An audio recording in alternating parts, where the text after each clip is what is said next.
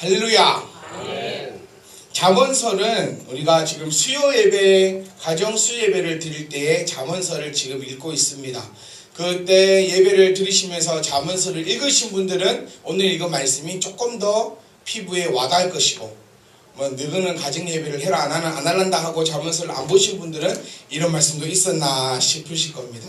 하나님 말씀을 보시면 여러분들이 설교가 더 쉽게 들립니다. 그래서 하나님 말씀을 읽으시고 하나님 말씀 가운데 우리가 영원토록 들어갈 수 있기를 간절히 소망합니다. 말씀이 꿀보다 더 달게 느껴질 수 있기를 간절히 소망합니다. 그러기 위해서는 여러분들이 제일 중요합니다. 토요일날 조금 일찍 주무시고, 토요일날 TV 보려고, 컴퓨터 하려고, 게임 하려고 하지 말고, 할 거 없으면 그냥 일찍 자는 게 상책이에요. 토요일날 저도 있어보면 드라마도 재밌는 거 안 하고, TV도 재밌는 거 안 하고, 게임도 할 것도 없고, 컴퓨터도 할 거 없으면 그냥 빨리빨리 주무시기 바랍니다. 알았습니까? 12시, 1시고, 2시고, 공부를 하는 것도 아니고, 게임이나 하고, TV나 보고, 싸움이나 하고, 놀고나 있고, 누워서 눈 벌벌벌 뜨고 있지 말고, 하나님 말씀도 안 보이시면, 말씀 읽으라 소리를 안 할 테니까 일찍 주무세요. 그래서 교회 나왔을 때는 맑은 정신으로 말씀을 들어야 말씀이 꿀송이처럼 들리지, 잠은 오고 피곤하고 미쳐버리겠는데 무슨 설교는 일이 안 끝나나. 25분밖에 안 합니다. 25분. 오늘 오전 예배 제가 시간을 정확하게 지켰어요. 25분. 몇 번의 연습 끝에 요즘에 거의 25분을 지키고 있습니다. 이제 몇 번의 연습과 또 연습과 초를 재면서 이렇게 연습하는 가운데 25분을 딱 지키고 있으니까 여러분들도 어떤 말씀이 선포될 건가 기대하면 그 말씀이 나에게 꿀송이처럼 느껴질 줄 믿습니다. 그럴 때야지만 말씀이 내 귀에 들립니다. 첫 번째로 말씀이 먼저는 내 귀에 들려야 합니다. 깨달아지세요? 우리 교회가 표어로 삼고 있는 게 설교는 들려야 설교답니다. 아무리 좋은 신학적으로 어려운 용어를 쓰고 단어를 쓰고 그렇게 하더라도 귀에 안 들리면 그것은 전부 헛방입니다. 헛방. 신학교를 다니면서 의사가 의과대학을 다니면서 가장 열심히 배우는 게 어려운 용어라고 합니다. 그래서 의사들 세계에는 진단서를 끊을 때는 또박또박, 진단서를 끊을 때는 흘린 글씨로, 처방전을 쓸 때는 또박또박. 무슨 말이냐면 자기네들끼리 주고받고 할 때는 환자들이 알아보지 못하게 흘려 쓰라는 거예요. 그래야 권위가 더 있어 보이니까. 처방전이라는 말은 돈을 받을 때는 깨끗한 글씨로 써야지 사람들이 돈을 잘 낼 수 있기 때문에 그렇게라고 한다 합니다. 신학교를 다니면서도 열심히 배워왔던 게 어려운 용어들이에요. 헬라어를 얘기하고 히브리어를 얘기하고, 제가 사실 그거를 잘 못해서 말을 안 하는 그 경우도 있지만 이 책을 한 번만 딱 들여쳐보면은 요즘에는 헬라어, 히브리어고 그 원어로 적힌 게 아니라 밑에 한글로 적혀 있어요. 어떻게 읽으면 된다고. 그거를 보고 얼마든지 말씀드리고 어려운 신학적 용어를 갖다 붙이고 그렇게 충분히 할 수 있지만, 설교는 뭐해야 설교다? 귀에 들려야 설교입니다. 첫 번째는 귀에 들려야 설교고, 두 번째는 내 마음을 움직여야 할 설교입니다. 그 말씀을 듣고 내 마음에 찔림이 있거나 내 마음이 흔들려야 된다는 거예요. 오늘 오전 말씀을 듣고 내 가정을 비춰보고 내 삶을 비춰봤을 때 뭔가가 와닿아야 된다는 거예요. 세 번째 중요한 것은 내 영혼이 그걸 통해서 좋은 열매를 맺어야 됩니다. 그것이 하나님의 말씀입니다. 믿으십니까? 주무시려고 노력을 하지 말고, 얼마 안 남았어요. 이제 곧 집에 갑니다. 일주일 동안 우리가 삶을 살고 교회 와서 우리가 예배 드리는 시간은 딱 2시간이에요. 오전 오후 다 합치면 2시간밖에 안 됩니다. 근데 그 시간마저 하나님 앞에 온전히 드리지 못한다면 그것은 우리의 신앙생활에 있어서 아주 잘못하고 있다는 얘기를 하는 거예요. 그래서 여러분, 하나님 말씀을 들으실 때는 집중해서 들을 수 있기를 간절히 소망합니다. 저는 설교를 잘하지 못합니다. 말 주변도 그렇게 많이 없고 말을 아주 화려하게 할 수 있는 것도 아닙니다. 저는 설교를 잘한다는 말은 듣고 싶지 않습니다. 설교를 잘한다는 말을 들어본 적도 없지만 잘한다는 말을 듣고 싶지도 않고, 저는 참빛 희망교회는 말씀이 살아있다는 말을 듣고 싶습니다. 아멘. 화려한 언변은 없을지라도, 화려한 테크닉은 없을지라도, 하나님의 말씀이 종의 입술을 통하여 선포될 때에 그 말씀 한 구절 한 구절이 여러분의 심령을 쪼갤 수 있기를 간절히 소망합니다. 근데 참빛 희망교회는 어떤 이런 것은 좀 부족하고 저런 것은 좀 이상하고 이런 것은 한다 할지라도 하나님의 말씀이 살아있고 하나님 말씀이 살아서 운동력이 있어 우리를 변화시킨다는 말을 저는 너무너무 듣고 싶어요. 그것이 교회가 세워진 목적입니다. 뭐 찬양할 때 가사 좀 틀리면 어떻고 설교할 때 좀 말 좀 버벅버벅거리면 어떻습니까? 제가 발음이 잘 안 되는 편입니다. 그 경건이 잘 안 돼요. 경건 이게 잘 안 돼요. 발음이 몇 가지 단어가 잘 안 되는 발음이 있습니다. 그 발음 좀 잘 안 되면 어떻겠습니까? 발음 잘 하려면 그 아나운서들이 와서 설교해야죠. 근데 발음이 잘 안 되고 말은 좀 버벅버벅거리고 좀 말은 급하고 빠르다 할지라도 그 가운데 선포되는 말씀이 저와 여러분들을 움직일 수 있기를 간절히 소망합니다. 그래서 우리 참빛 희망교회는 이렇게 소문을 났으면 좋겠어요. 말씀이 우리를 변화시킨다. 말씀이 우리에게 평안을 준다. 말씀이 나의 영혼을 살린다는 소문이 났으면 좋겠습니다. 뭐 찬양은 좀 못하더라. 뭐 좀 목소리도 별로 안 좋더라. 말도 버벅버벅거린다더라. 그런다 할지라도 참빛 희망교회 가면 하나님의 말씀이 말씀답게 선포되고 하나님의 말씀이 말씀답게 우리를 움직이고 하나님의 말씀이 하나님 말씀답게 우리를 변화시킨다는 그런 좋은 소문이 그런 좋은 일들이 우리 가운데 일어나기를 간절히 소망드립니다. 아멘. 그래서 여러분들이 먼저 변화되시고 여러분들이 교회를 통해서 말씀을 통해서 회복받고 힘을 얻었다면 나가서 자랑할 수 있기를 간절히 소망합니다. 여러분 좀 말씀을 통해서 참빛 희망교회를 통해서 여러분의 삶이 조금 나아지십니까? 영혼이 조금 평안을 얻으십니까? 그러면 나가서 자랑하십시오. 먼저는 나의 가족들에게 자랑하셔야 되고 나가서는 이웃에게 자랑하셔야 된다는 겁니다. 식당만 자랑하고 병원만 자랑하고 관광지만을 자랑하는 것이 아니라 참빛 희망교회를 통해서 나의 모습을 봐라. 내가 변해진 나의 영혼을 봐라. 그리고 어느 누구든지 간에 자랑할 수 있기를 간절히 소망합니다. 주변에 돌아보시면은 정말로 힘들어하는 영혼들이 많이 있습니다. 교회를 다니지만 그 가운데 적응하지 못하고 시험 들고 아파하고 힘들어하고 쓰러지고 넘어진 영혼들이 우리가 관심만 가지고 조금만 들어보면 정말 안타까운 얘기지만 수두룩 빽빽합니다. 교회를 온전히 다니기보다는 습관적으로 나가서 그 가운데 앉아있고 어쩔 수 없이 가는 영혼들이 수두룩 빽빽하다는 거예요. 그분들에게 참빛 희망교회를 증거할 수 있기를 원합니다. 하나님의 말씀을 증거할 수 있기를 원합니다. 아멘. 그래서 이 교회를 통해서 하나님의 말씀을 통해서 그 영혼들이 힘을 얻고 평안을 얻을 수 있기를 간절히 소망합니다. 나만 평안을 얻는 게 아니라 내 옆에 있는 모든 이들이 평안을 얻을 수 있기를 간절히 소망합니다. 이것이 바로 참다운 크리스찬입니다. 여러분은 크리스찬입니까? 모양만 크리스찬입니까? 오늘은 우리 성숙된 신앙이라는 제목으로 짧은 시간이지만 하나님의 말씀을 함께 묵상하고 함께 할 수 있기를 간절히 바랍니다. 저희 집에는 좀 책이 한 권 있는데 좀 특이한 책입니다.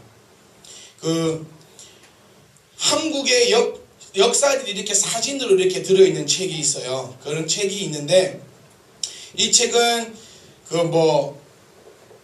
예전에 저희 아버지가 알았던 사람한테 산 책이거든요. 건투를 했던 사람인데 그 당시에는 참 잘 나갔는데 요즘에는 참 힘들어져가지고 돌아다니면서 책 팔고 있는데 그분에게 어쩔 수 없이 구입한 책 가운데 하나입니다. 그래서 저희 어머니한테 욕도 많이 먹고 책을 사도 있다고 무슨 책을 샀니? 차라리 책을 사주지. 그런 책을 하면서 욕도 많이 들어먹고 산 책인데 저는 참 좋았어요. 그 책이. 이 역사적인 이런 것들이 사진으로 다 나와 있고 그런 것을 보면은 그 책이 우리나라에 사진이 들어오고 난 그 이후부터는 조금씩 내용들이 쫙 적혀 있어요. 쫙 사진으로 쫙 나와 있다는 겁니다. 근데 그 책을 보면 뭘 한 가지 느낄 수 있냐면 우리나라의 모양의 변화도 느낄 수 있지만 우리나라의 정치의 변화도 느낄 수 있어요. 그리고 우리는 지금 현재 대한민국은 민주주의 국가입니다. 그렇죠? 응? 민주주의 국가입니다. 공산주의 국가가 아니라 민주주의 국가입니다. 왕권적 제도가 있는 왕권의 나라도 아니고 헌법 제1조 1항이 뭡니까? 헌법 제1조 1항. 주입사님 뭐예요? 모르겠습니다. 헌법 제1조 1항 대한민국의 주권은 국민에게 있다. 대단하십니다. 다들 처음 들으시는 이런 표정들 학교에서 다 배웠잖아요. 대한민국 헌법 1조 1항 제일 첫 번째 나오는 게 뭐 대한민국의 주권은 국민에게 있고 모든 주권은 국민으로부터 나온답니다. 국민이 나라의 주인이라는 거예요. 그런데 우리는 한번 돌아볼 필요가 있습니다. 우리가 과연 민주주의 국가에서 민주주의적 시민으로 살아가고 있는가? 민주주의의 근본은 바로 성경입니다. 성경에서 모든 이는 하나님 앞에 동등하고 모든 이는 하나님 앞에서 참 자유를 얻고 모든 이는 하나님 앞에서 똑같다라고 시작한 것이 바로 민주주의라는 겁니다. 민주주의의 시작은 뭐 여러 가지 설이 있지만 그래도 이 지금 현 시대에 민주주의의 씨를 뿌리고 민주주의라는 것을 꽃 피운 나라는 바로 미국이라는 나라입니다. 미국이 신앙의 자유를 위해서 모여서 세워지고 난 다음에 성경을 통해서 헌법을 만들고 성경에 의해서 만들어 놓은 것이 바로 민주주의라는 겁니다. 민주주의는 모두가 평등하고 자유와 안전이 보장된 나라, 이것이 민주주의의 기본입니다. 그런데 우리는 민주주의의 국가에 살고 있고 민주주의 시민이라고 얘기하면서 민주주의적 삶을 살아가고 있지 못하다는 거예요. 오히려 어른들은 이런 얘기를 많이 합니다. 조선놈은 억압을 받아야 된다. 옛날 군부 정권 시대에 그렇게 잡혀가고 이랬던 시절이 오히려 조선놈들에게는 낫다. 제가 얼마 전에 남영동 1985인가? 맞나? 남영동 1985라는 영화를 봤습니다. 혹시 어른분들은 기억하실 수도 있겠어요. 남영동 혹시 기억하십니까? 혹시 들어보신 적 있으십니까? 서울의 남산 근처에 있는 남영동인데 그곳에서 정치범들을 잡아다가 아주 심하게 고문을 했던 그 장소입니다. 그 영화를 보면서 조선놈은 억압을 받아야 된다. 옛날 군부 독재 시대가 좋다라고 했던 그 말이 저는 완전히 싫게 느껴졌어요. 완전 아무것도 아닌데 사람 잡아가지고 고문을 통하여서 억지로 고백하게 만들고 자백하게 만들어서 그 사람을 공상주의로 몰아넣고 그 사람을 감옥 속에 가두고 심지어는 사형까지 시켜버리는 그런 나라가 우리나라의 불과 20몇 년 전에 우리나라의 그런 모습이었습니다. 그런데 우리는 이런 민주주의를 지금 현재 제대로 살고 있지 못한 이유는 우리 시민들이 민주주의적 사상을 많이 갖고 있지 못하다는 거예요. 조금 지금 어렵죠, 내용이. 성경 내용이 아니고 사회적 얘기고 약간 정치적 얘기로 하니까 조금 어려운 감이 있을 수 있는데 한번 들어보시라는 겁니다. 그래도 들어보시라는 겁니다. 왜 우리나라가 민주주의라고 실천이 잘 되지 않냐면 우리 시민들이 민주주의 의식을 제대로 알고 있지 못하다는 거예요. 자유라는 이름으로 마음대로 행동하려고 하고 그 다음에 자유라는 이름으로 나만을 생각하고 남을 배려하지 않고 있기 때문에 이런 것이 제대로 이루어지지 않고 있습니다. 왜냐하면 우리나라는 우리나라의 힘으로 민주주의를 이루어낸 나라가 아닙니다. 미국하고 우리나라를 한번 비교해보면 미국이라는 나라는 국민들이 모여서 나라를 세우고 그 나라의 법을 성경적으로 해서 민주주의를 만들어 놓고 자기의 민족의 지도자를 뽑은 나라가 미국이에요. 근데 한국은 왕권적 나라로 살고 있다가 왕제도로 살고 있다가 일제의 식민지 생활을 하다가 어느 날 갑자기 민주주의가 들어와 버린 나라입니다. 그래서 우리의 뼛속 깊은 곳에서는 어쩌면 민주주의보다는 지금도 왕권적 제도의 그 사상들이 우리 속에 남아있다는 거예요. 좀 쉽게 얘기하면 우리의 사회상도 성숙되지 못했다는 얘기입니다. 무슨 말인지 깨달아지십니까? 조금 어렵죠? 왜 제가 이 얘기를 얘기하냐면 우리나라의 민주주의가 꽃을 피우려면 민주주의 제도가 중요한 것이 아니라 시민의식이 중요하다는 겁니다. 성숙된 시민의식이 필요하다는 거예요. 민주주의의 그 개념을 바로 깨닫고 바로 알아서 시민들이 자유를 남용하고 개인적으로 돌아가는 것이 아니라 남을 배려하고 남을 사랑하고 이웃을 사랑하는 것이 민주주의라는 거예요. 모두가 잘 사는 나라가 민주주의의 핵심이라는 겁니다. 반대로 우리가 신앙생활을 하고 있는데 신앙생활도 성숙된 신앙생활이 필요하다는 얘기입니다. 성도 여러분, 여러분들은 지금 신앙생활을 적게는 10년, 많게는 20년 이상 지금 하고 계십니다. 근데 신앙은 얼마나 성숙해 있습니까? 지금? 언제까지 교회에서 억압을 해야지만 여러분들이 신앙생활을 하시겠습니까? 언제까지 교회에서 시켜야지만 여러분들이 하나님을 찾으시겠습니까? 이것이 잘못된 신앙생활이라는 거예요. 한때 한국교회는 헌금 바구니가 사라졌었습니다. 처음에 우리나라에 선교사님들이 들어와서 헌금 바구니를 돌린 것도 선교사님들이 먼저 시작한 거예요. 그때 이제 얘기를 하면 조선놈들은 돌려야지 헌금을 한다는 거예요. 왜냐하면 우리나라 사람들은 남을 의식하는 그 행동이 너무 많습니다. 하나님을 섬기는 것도 하나님과 나하고 1대1 관계 가운데 은혜 가운데 섬기는 게 아니라 옆에 집사님이 어떻게 생각할까, 앞에 목사님이 어떻게 생각할까, 그 생각을 가지고 하나님을 섬긴다는 거예요. 그래서 헌금바구니를 돌리면 옆에 사람이 앉아있으니까 헌금을 안 내면 저 사람이 나를 어떻게 생각할까 싶어가지고 헌금을 내고, 헌금바구니를 없애버리면 헌금을 하지 않는다는 거예요. 그런데 우리나라가 80년대 90년대 들어오면서 헌금바구니를 싹 없앴습니다. 교회에서 대부분이. 그러면서 우리 교회처럼 뒤에 들어오실 때 내어주세요라고 했다는 거예요.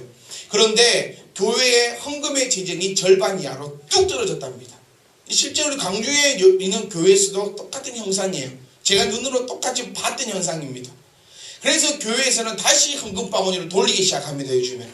왜? 헌금함을 뒤에 놔뒀더니 성도들이 헌금을 안 한다는 거예요. 근데 헌금함을 돌리면 성도들이 헌금을 한다는 겁니다. 이것이 바로 성숙되지 못한 신앙이라는 거예요. 헌금은 사람 보려고 하는 게 아닙니다. 예배는 사람한테 보여주려고 예배하는 것이 아니라는 거예요. 제발 저와 여러분들은 성숙된 신앙이 되기를 간절히 소망합니다. 더 이상 억압을 벗어나서, 더 이상 참견을 벗어나서, 더 이상 두려움을 벗어나서 하나님과 나와의 그 아름다운 신앙을 할 수 있기를 간절히 소망합니다. 고린도후서 3장 17절 말씀 보시면 주의 영이 계신 곳에 참 자유가 있다고 말씀하십니다. 여러분 과연 신앙생활 가운데 지금 자유함이 있습니까? 지금 하나님 말씀 보는 것이 여러분의 자유의 의지로 지금 혹시 보고 계십니까? 아니면 교회에서 시키니까 보고 계십니까? 여러분 교회에서만 신앙생활을 하십니까? 나가서도 신앙생활을 지금 하고 계십니까? 그것이 중요하다는 거예요. 사랑하는 성도 여러분, 저와 여러분들은 제발 성숙된 신앙인이 되기를 간절히 소망합니다. 저희가 참빛희망교회를 딱 세우고 목표했던 바가 있지 않습니까? 새로운 한국교회의 새로운 패러다임을 제시하자. 더 이상 이런 한국교회의 이런 교회들이 아니라 우리로 하여금 한국교회사의 새로운 패러다임을 제시하고 싶습니다. 그런 참빛희망교회가 되기를 간절히 소망합니다. 아이들은 어른을 보고 그대로 따라합니다. 빨간색 저 실내화가 저기에 있는 실내화 위에 올려져 있었습니다. 제가 이 단에 올라오기 전에. 누가 그랬을까요? 희찬이가 그랬다는 거예요. 왜요? 신발이 저렇게 올려져 있으니까 신발을 가져다가 저 신발 위에 올려놓는다는 거예요. 제가 엘리베이터에서 신발을 신을 때 딱 한 번 그랬어요. 딱 한 번 엘리베이터 벽을 향해서 탁탁탁 치면서 신발을 신었어요. 제 아들은 아직까지 엘리베이터만 타면 벽을 치면서 손을 칩니다. 그리고 할아버지가 딱 한 번 벽을 툭툭툭 쳤어요. 이게 뭘로 돼 있나, 콘크리트인가 뭔가. 근데 희찬이는 지금도 집에만 들어오면 집을 5천지를 치고 다닙니다. 왜? 어른이 한 행동을 어린아이들은 그대로 하기 때문에. 오전 말씀을 생각해 보시면 여러분들은 가정의 어른이라는 거예요. 나이가 중요한 것이 아니라 참빛희망교회에 설립한 멤버로서, 참빛희망교회의 성도로서 지금은 가정의 어른이라는 겁니다. 그러면 새신자가 오면 새신자를 우리 자녀라고 생각하셔야 돼요. 어린 자녀들이 오면, 어린 자녀가 태어나면 부모의 모습을 그대로 보고 그대로 하듯이 여러분들이 훈련받아서 성숙된 신앙이 된다면 참빛희망교회에 오는 새 가족들도, 태어나는 그 어린 생명들도 여러분의 모습을 따라서 성숙한 신앙인이 될 수밖에 없다는 겁니다. 무슨 깨달아지십니까? 한국교회가 왜 이렇게 비성숙적인 신앙을 하냐면 120년 전에 심겨놓았던 선교사들의 그 잘못된 샷을 아직까지도 그 행동을 그대로 하고 있다는 거예요. 할아버지가 그랬던 것을 할아버지가 하고, 할아버지가 했던 것을 아버지가 하고, 아버지가 했던 것을 아들이 똑같이 하고 있다는 겁니다. 그렇기 때문에 한국교회가 발전이 없다는 거예요. 발전이. 아직까지 교회에서 헌금을 하라고 하면 헌금을 하고, 주일날 지켜라 해야 주일을 지키고, 나가서 성경을 봐라 해야 성경을 보고, 교회에서 얘기하지 않으면 여호와는 우리 삶에 전혀 없다는 거예요. 그런 비성숙된 신앙인이 한 분도 되지 않으시기를 간절히 소망합니다. 이제 끝내려입니다. 준비한 거 많은데 지금 다들 주무시고 지금 난리가, 지금 몇 명은 중국에 가 있고 지금. 그래요. 이제 제발 좀 빨리 좀 갔다 와라. 빨리 좀. 난 지금 그 얘기도 해. 너가 갔다 오면 이제 어떡할래? 일주일 동안 뭐 했니? 중국이요. 너는 어저께 물어봐. 너는 일주일 동안 뭐 하고 살았니? 중국이요. 너는 뭐 하고 살았니? 중국이요. 그래 이제 갔다 오면은 이제 다음 주에는 과연 무엇을 하고 살랍니까, 여러분들이? 그 열정이 교회에 그대로 있기를 간절히 소망합니다. 일주일 동안 어떻게 살았니? 예배를 기대하며 살았습니다. 이런 고백이 나올 수 있기를 간절히 소망합니다. 아멘. 우리는 쉽게 얘기해서 뼛속 깊이 크리스찬이 돼야 합니다. 믿으십니까? 그게 고백하십니까? 더 이상 시켜서 억압적으로 무서워서 그런 것이 아니라 내가 하나님이 좋아서, 내가 하나님을 섬기기 때문에 하나님의 사람으로서 신앙인의 삶을 살아갈 수 있기를 간절히 소망합니다. 모태 신앙인 사람들을 보면 뭐 못된 신앙이라고도 얘기하지만 정말 모태 신앙을 가지고 있는 아주 제대로 교육받은 그분들의 신앙을 보면 정말 멋지고 아름답습니다. 물론 중간에 뭐 흔들리기도 하고 뭐 이러게 되고 저러기도 되지만 그들은 뼛속 깊이 크리스찬이기 때문에 그들의 흘러나오는 삶은 모든 것이 하나님과 연관이 되어 있다는 거예요. 우리는 미국을 많이 얘기합니다. 우리는 미국을 많이 얘기해요. 근데 미국 사람들을 보면 미국 사람들에 대해서 미국이 사는 사람들이 미국 사람이 아닙니다. 우리 지금 제가 얘기하고 있는 미국 사람이라는 것은 약 미국의 3% 정도가 살고 있는 백인들, 미국을 세운 지도층에 있는 사람들이 약 3%를 미국인이라고 얘기합니다. 그 미국인들의 정신은 오직 성경에 있다는 거예요. 그들의 삶은 뼛속 깊이 크리스찬입니다. 수요 예배가 있고 새벽 기도가 있고 금요일 예배가 있고 교회에서 문화센터를 하고 막 이런 나라는 대한민국밖에 없어요. 왜? 교회에 안 나오면 성도들이 전부 불신자라는 거예요. 오늘은 여기 앉아서 집사님이 되었지만 교회를 딱 나가는 순간에 잡사님이 된다는 겁니다. 이게 바로 비성숙한 신앙이라는 거예요. 미국의 교회들은 일주일에 거의 한 번 모입니다. 진짜 한 번 모여요. 수요 예배 없습니다. 뭐 금요 예배 이런 거 없어요. 문화센터 없습니다. 주일날 모든 가족이 모여서 예배드리는 그 한 번이에요. 왜? 그들의 삶 전체가 성숙한 신앙인의 삶이기 때문입니다. 우리는 선교사님들이 한국에 와서 보니까 3일날에 교회 오라고 안 오니까 이 사람들이 주일날 교회를 안 와. 삶을 사는 걸 보니까 엉망진창이라는 거예요. 그래서 월요일, 화요일, 수요일날 교회 와. 다시금 말씀으로 이렇게 훈련을 시키고 나가 이제. 그러면 수요일날 받고 목요일, 금요일 밤에 또 오라는 겁니다. 왜? 주일날 교회를 안 오니까. 삶이 비성숙된 신앙이라 교회는 삶과는 완전 떨어져 있는 삶이라는 겁니다.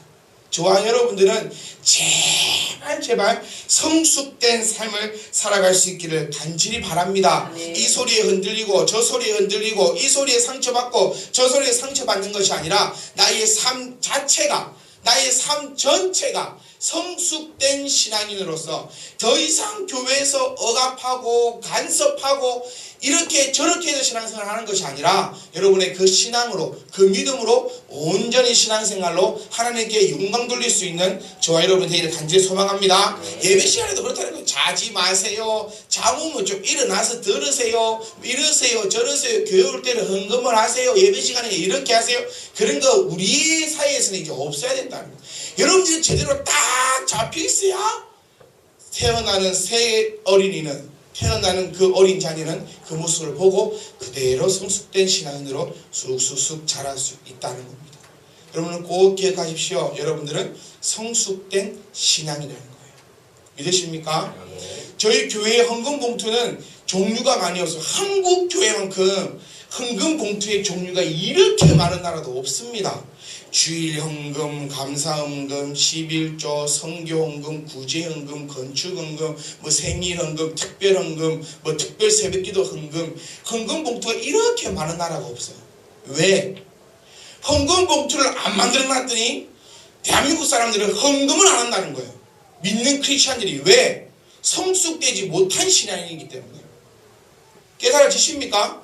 자기 이름을 써놓고 자기 그 이름 그 함에다가 그 사람의 이름을 써서 꼽아 놓으면 헌금한다는 거예요. 왜? 쪽팔려서. 교회 왔는데 헌금 봉투 자기 것만 다 꼽혀 있으면 쪽팔리니까 빼가지고 헌금한다는 게 그게 신앙인이라는 거예요. 그게 무슨 신앙인입니까? 그 예물을 하나님께서 기뻐 받으시겠습니까? 저희 교회는 그렇지 않잖아요. 저희는 무제 봉투를 만들어 놨습니다. 여러분들이 헌금하고 싶을 때 하나님 앞에 드리고 싶은 어떤 제목으로도 여러분들이 하나님 앞에 헌금할 수 있기를 간절히 소망합니다. 건축 헌금을 하라고 해서 하고 성경 헌금을 하라고 해서 하는 게 아니라 여러분들이 배우신 대로, 여러분이 알고 계신 대로, 여러분의 성숙된 신앙 가운데로 하나님 앞에 예물 드릴 수 있고 예배할 수 있는 저와 여러분 되기를 간절히 소망합니다. 그래서 저와 여러분들은 지금부터는 뼛속 깊은 크리스찬, 뼛속 깊은 성숙된 신앙인으로서 아름다운 모습들을 만들어 나갈 수 있기를 간절히 소망합니다. 그래서 일주일 삶을 살아가실 때도 신앙인으로서의 부족함이 없는, 신앙인으로서의 부끄러움이 없는, 신앙인으로서의 어려움이 없는 그런 삶을 살아갈 수 있기를 간절히 소망합니다.